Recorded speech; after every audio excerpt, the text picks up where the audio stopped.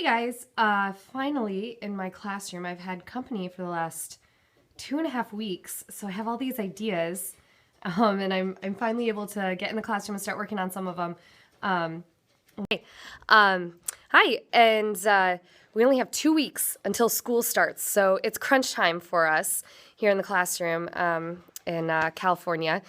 So I have a lot of ideas that I'm going to be working on this week and next week. I know, August 5th, right? Hey guys, oh my gosh, Canada! Yay, Canada! We had 9 weeks of summer vacation. We got off right after Memorial Day weekend.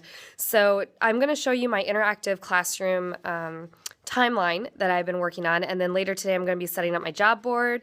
And September 9th, that's pretty quick too. And my math binders. So I'll be periscoping about those later today when they're done.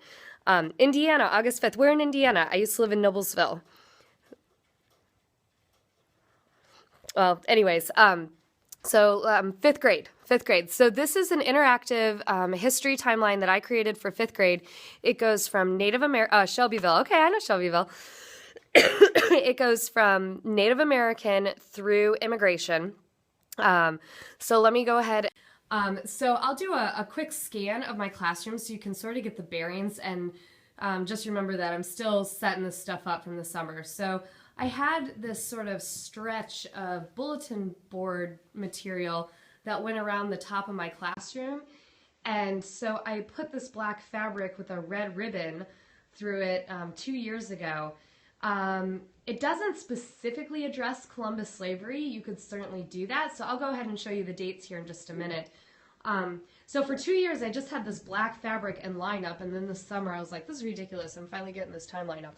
So we start here with the Native American history and a little bit of Marco Polo. It's really much earlier than everything else, so I just sort of have it on its own over there because I can't stretch from 10,000 years ago. And then it goes into exploration. So we have a lot of the specific explorers here and when they hit their landmarks. And then we go into colonization with Jamestown, Roanoke, Plymouth Colony. And then I had to kind of jump over to this area here. And so we start seeing, hello, Louisiana. We get into the causes of the Revolutionary War here. And then Stamp Act and Boston Massacre. And then we have to jump all the way over here. And then this is where I started to stretch the dates out. So I'm going to have to tell the kids, normally timelines are very rigid in how the spacing between them, but so much happened during the Revolutionary War with dates in our book that I had to stretch this out a little bit further. So then we have all of these dates. Then we start getting into, Lewis and Clark, and you could even go further if you wanted to over here. The timeline that I made actually has a few more cards that I didn't put up because I just never get to teaching this, the Alamo and all that, Erie Canal. Now, the thing that makes this interactive, the thing that I really love about it, is our workbook for history has the kids filling in a timeline throughout the year at the top of the page. And so anytime they filled in a date, I made the date red for my timeline and I put Velcro on the back of it. So I pulled out 2 dates here to show you. When we fill in the date in our workbook, we're just going to come up to the timeline here and we're going to Velcro it on. So 1767 is actually going to be over here.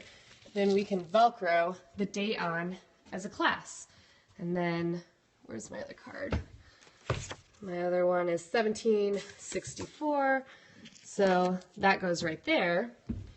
And students could easily do that by hopping up on a chair and then Velcroing it up there. And then the outlines are red rather than black. So they know that that's a date that they put. I have this up on my Teacher Pay Teacher store, and there's 2 versions. There's the one with the red lines in case you use, let me grab do I have a copy of the book? I don't have a copy of the book right over here. The Scotts Forsman Our Nations series. Let's see. That's what the teacher's guide looks like for it. But if you don't use that, then there's a version where everything is outlined in black, so you don't have the separate red and black. I've had a lot of people say that this is exactly aligned with their social studies curriculum, even if they don't use the Scott Forsman Our Nation curriculum. And it, gosh, this probably took me like 30 hours and $60 worth of clip art. I cut those out on my Silhouette Cameo. This handy little machine right here that I use for absolutely everything. I cut them out in vinyl and stuck them up there, but the timeline packet that I made does include dates that you can cut out and put up on the board. They're just little date cards, so those are included.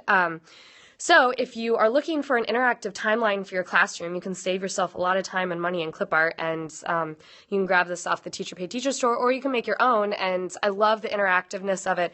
I think I'm going to have a little like yellow star that we move throughout the timeline with the dates so the kids can see where we're at on the timeline with what we're studying, and just help them conceptually understand dates and the movement through history and how the different dates connect. So hope you guys enjoyed seeing that interactive timeline, and I will be back a little bit later today to show you math binders and my Western themed help wanted bulletin board. Oh my gosh, you need to get a Silhouette Cameo. I use it for everything. It is awesome. Okay, see you guys later. There's also a blog post about this on the blog, sproutclassrooms.com, if you want to see the pictures and the breakdown without having to watch the video again. So, okay, I'll see you guys later. Bye.